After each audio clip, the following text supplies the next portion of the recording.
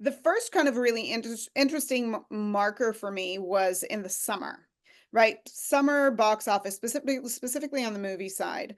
Um, Summer box office is usually studios are scheduled 2, 3, 4 years out for what they're going to be releasing, right? And they're going to look to make a lot of money. This is their prime time for getting paid.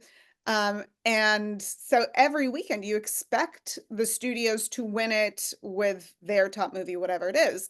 And there was a weekend in July where Longlegs, which was well promoted, but Nicolas Cage, the only star, nowhere near that trailer, um, took a weekend. It was a movie that was made and distributed by an independent company, Neon.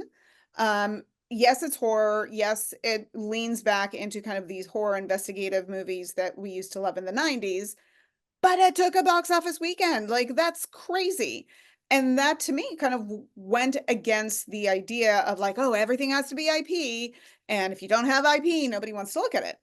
And then we got into the fall, and there were like a couple of spec sales that have bubbled. Nothing huge, but very good, respectable specs. That got good, like decent money. And then in November, ultimately, is when we got word that a screenplay called Alignment by a writer who was unrepped prior to the sale, 2 weeks prior to the sale, sold preemptively for $3 million and is entirely original.